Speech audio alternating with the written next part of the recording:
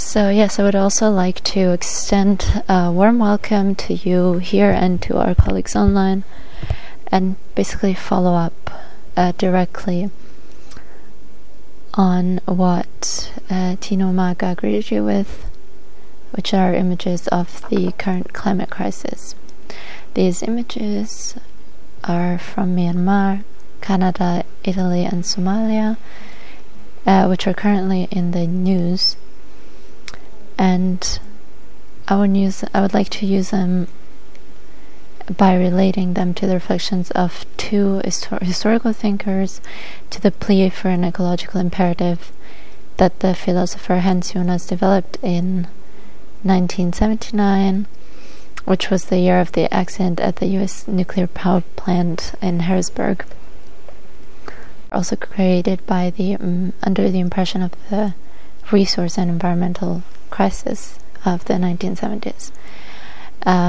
So in his book, The Principle of Responsibility, an attempt at ethics for technological civilization, and in the book Jonas demanded that the Kantian imperative be used, which is act only accordingly to those actions but which you can, and at the same time want them to become a general law. And this should be followed by an update in line with the situation of danger at the time, namely the imperative: act in such a way that the effects of your actions are compatible with the permanence of genuine human life on Earth. Jonas stated that the promise of modern technology has turned into a threat, that what the reactor accident had so conspicuously demonstrated, namely that humans can only do what they can technologically do and they are capable of. And these represented preconditions for an existential threat to humanity and nature that had led to the greatest challenge that had arisen for human existence out of our own actions and responsibilities.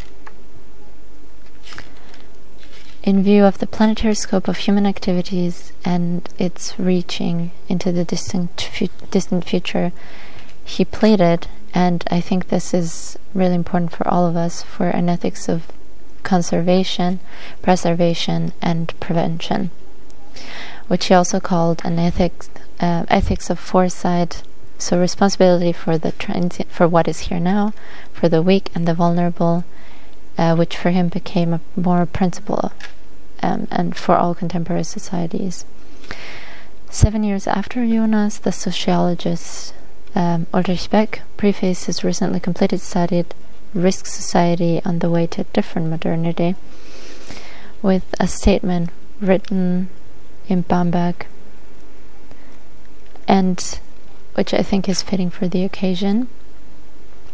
Shortly after the Chernobyl reactor disaster, Beck explained in his statement for the first time that humanity found itself in a situation where it could no longer sort out the other into camps or segregated neighborhoods or military blocks, and that the dangerous other had instead brought with it a democratization of danger that affected everyone regardless of their social status. In the face of this, reserves are ineffective. Modern dangers, which include the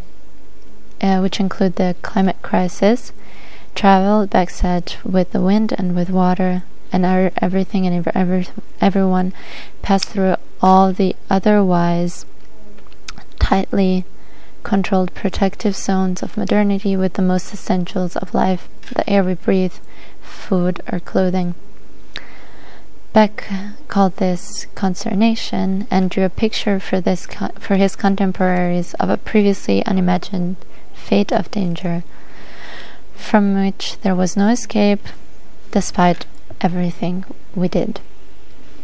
After the responsibility of all, to which Jonas referred, Beck underlined the consternation of it all, so the fact that it's for everyone. Oh, how unpleasant. I'm sorry. Excuse me. This, I believe, characterizes the constellation in which we are, or should be talking about, which is the preservation of cultural and natural heritage.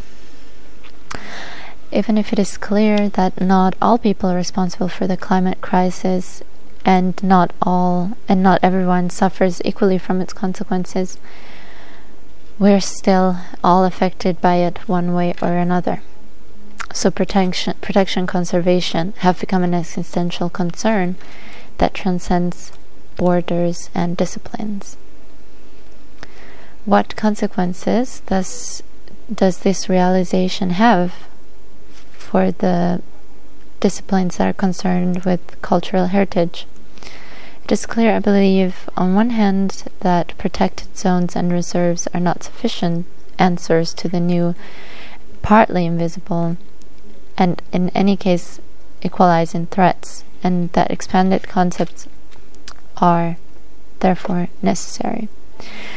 On the other hand, that the manifestations of climate change, for example persistent heavy rain, droughts, storms or floods, affect the historical substance with varying intensity. Decisive factors include the materials used, regional climates, existing soils, structures, etc.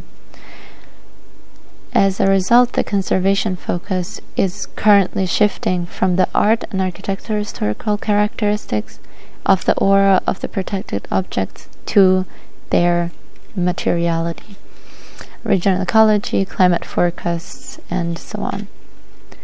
Last but not least, we have to deal with the fact that climate change turns the focus of thinking about protection and conservation to the future. It is about methods of prevention, preparedness, and even more prevention. This is the question to be asked.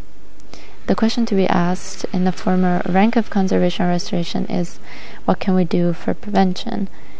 And how does this change of the practice of monument conservation?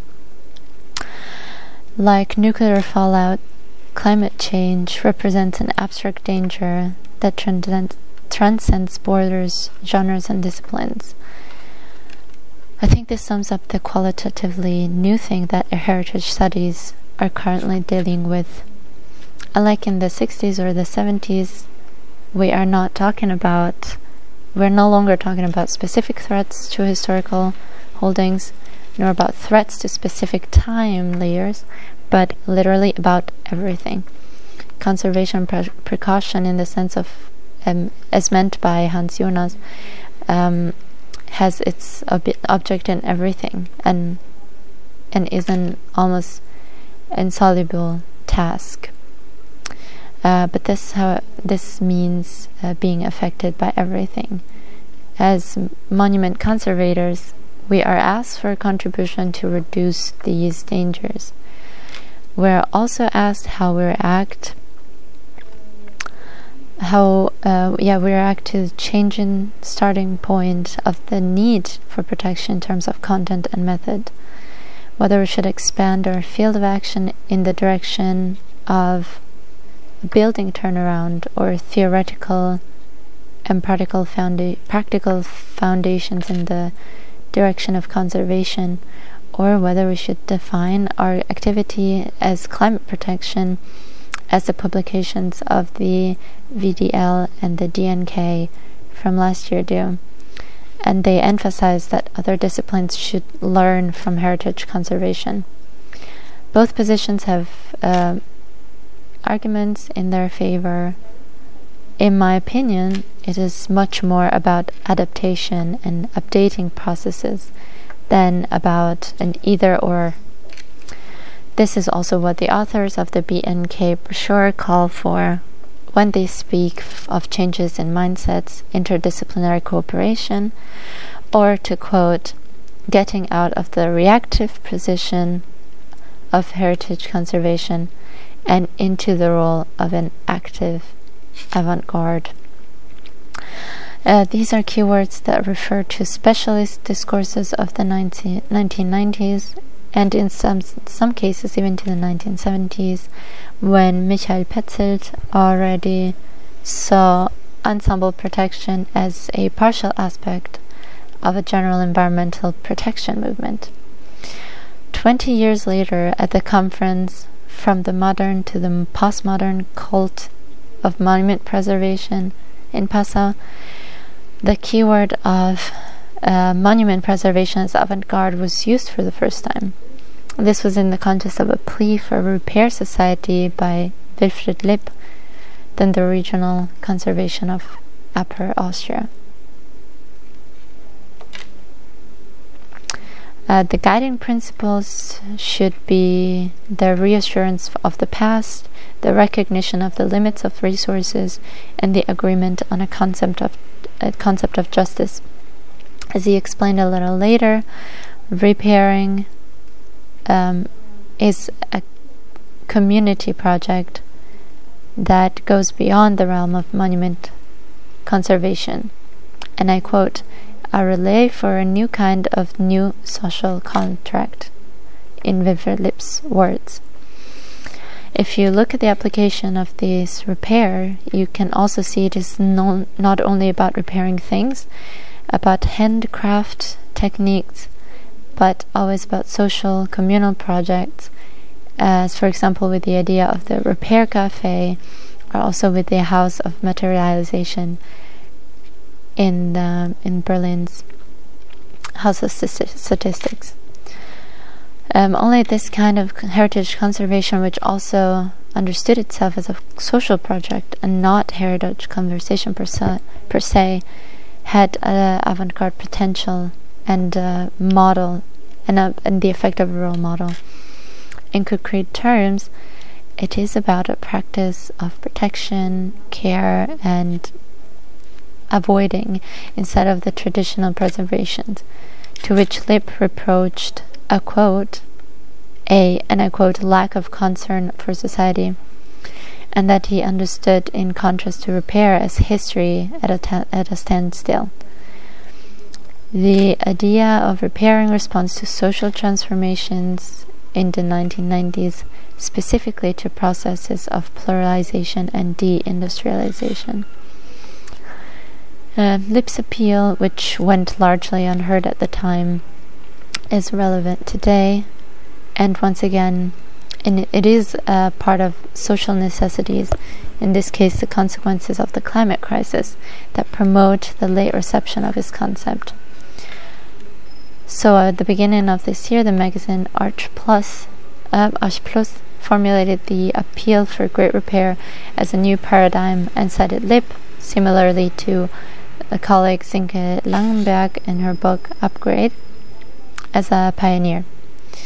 He already thought of repairing in a similar way as we do today, namely with reference to the damage to nature, culture, but also to people. His criticism was directed at the typical ways of life, production, and consumption in technology, in developed countries and countries that use too much technology, at the mechanism of the throwaway society, at the interconnections of abundance, congestion, and waste.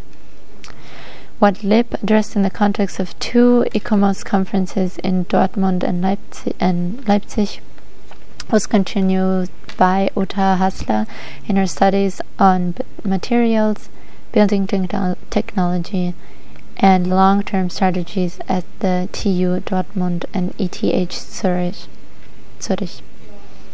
In the international discourse, which took place at the same time, a somewhat different course was set, but here too the updated theoretical debates reflected social changes. And this concerned, on the one hand, the end of the global division of the world, and on the other hand, the imperative of sustainability, which was the subject of the UN's groundbreaking Brundtland report, Our Common Future, in 1987. In this context, it is interesting to note a change in values that is evident in central texts on the preservation of monuments, and is linked to a critique of the is linked to statements from the Venice Charter, which we may discuss later. Excuse me. This is true of ICOMOS Australia and Landmark Advisory Council Charter, with reference to it for English heritage, as well as Getty Conservation Centre and their pleas for change management. The latter soon expanded to the concept of risk management. Repairing as a philosophy of heritage conservation in the context of sustainability and a resource crisis first experienced the relationship between the idea of prevention or precaution, the relationship with the idea of prevention. English heritage, for example, recognizes the processualism and incompleteness of material-based references to the past, and is concerned with counteracting harmful effects of natural change or minimizing the risk of disaster. So timeliness, appropriateness, and sustainability are cited as criteria, as well as regular monitoring, repairing, and proactive prevention measures. And for the historians among you all, I think these are the famous crutches and plates of John Ruskin. In this context, the consideration of long-term consequences of unalterable change, but also specific vulnerabilities, already played a major role in the weighing of measures. The colleagues from the Getty Conservation Centre argued similarly in the plea for long-term views, and Graham Fairclough also talked about what we are discussing today as the keyword Bauwende, which is change in building. And I quote, "My premise here is that conservation should seek to manage change forever within the historic environment, as well as to protect the best parts." That was in the year 2000, or more exactly 2008. What we discussed here with references to natural processes or possible catastrophes gains additional relevance in view of the climate crisis. With this idea of prevention, the anticipation of a possibly catastrophic but in any case uncertain future is now moving into the focus of heritage conservation. Methodologically, this requires opening up the planning of measures to the findings of natural and climate sciences or their simulation and modeling. As a category of prevention, such preservation aims at keeping future options open. But where does this term prevention come from, and what does it actually mean? The renowned sociologist Ulrich Brückling from Freiburg has been working intensively on questions of prevention for a long time, and has outlined as its prerequisites the feeling of being unprotected, of being exposed to omnipresent dangers and risks. He also called this anxiety of denormalization and preventive normalization. In these conditions, whether individual or socially, the future is renegotiated. In view of the negative consequences of progress, continuity concepts no longer carry the day as authoritative guiding ideas of preservations. So instead, according to the geologist, Jan Sarasiewicz, is more important to look at the present from a past future and ask ourselves what we will have left for future generations. Such a change of perspective gives preservation a new point of reference, in which prevention, the orientation towards securing the future, and intergenerational justice are linked with Jonas's ideas of responsibilities. The term prevention itself comes from the fields of medicine and security. The aim is to avoid future evils. So prevention does not want to create anything, it wants to prevent, it wants to avoid problems that do not yet exist. It builds on forecasts and simulations, but cannot say with certainty when and how the predicted future will occur. Which is why we also speak of preparedness in this context. It is not about risk avoidance, but rather about risk management. In our context, the idea of risk preparedness, prevention, and mitigation strategies first appeared in the UNESCO papers on climate change in World Heritage, and as well as the ICOMOS documentation on flood protection for historical sites from 2007 and 2015. And even then, it was not just about individual disasters, but about dealing with a systemic crisis. It was also about its technical management and its limits. It was about higher dams to protect from flood, protective walls and dikes, especially in the case of and also especially in the case of flood protection, and also as the other side, as my colleague Thomas Will pointed out, about the weighing of their consequences for the historical and natural heritage.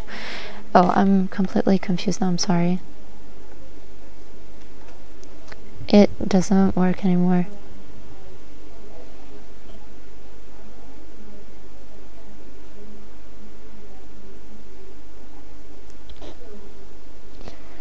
Okay. Yeah, these are just a few examples of the attempts to master this crisis with technical means.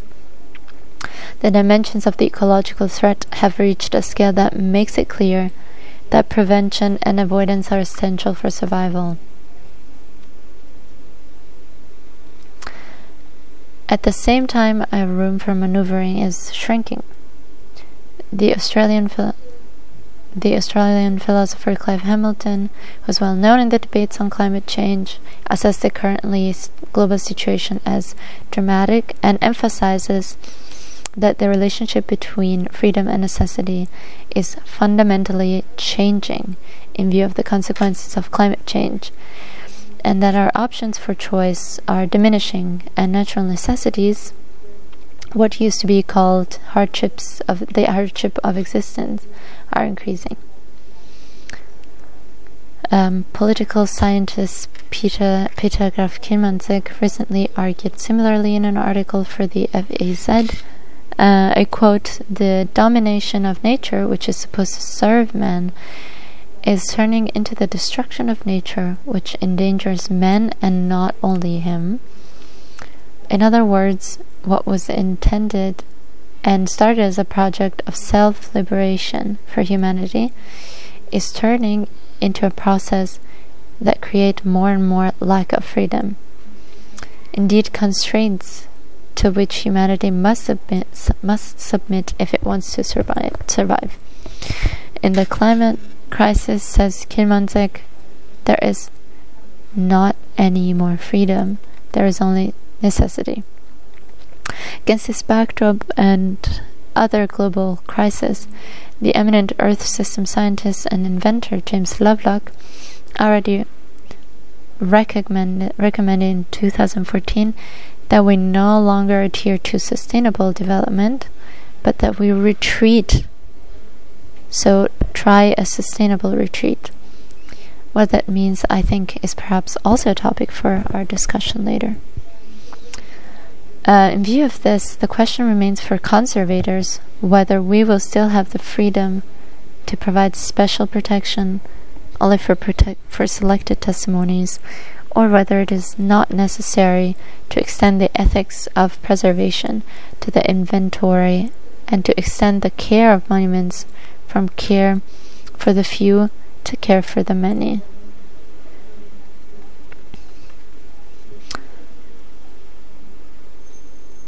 This means redefining both our freedoms and our necessities in the sense of Kinmansek's words, and not least expanding our responsibility.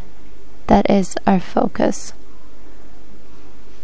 Clive Hamilton, for example, complains that many culture and humanities scholars continue to cultivate a humans-only orientation. Instead, the climate crisis requires also from all of us to recognize the complex interconnections between nature and culture at the end of a natural culture. I only show you this slide because it refers to the year that shocked us all in the summer, namely the year of the floods in the Ahr and the Eifel. And the latest Copernicus report makes it quite clear that this unusual warming of the Baltic Sea was responsible for the unusual rainfall in the Eifel as well. This is just one small example of this interweaving of nature and culture. From this new situation arises the necessity to deal with unfamiliar objects, or the expansion or dissolution of the classical fields of investigation, and perhaps also to redefine the concept of protecting objects.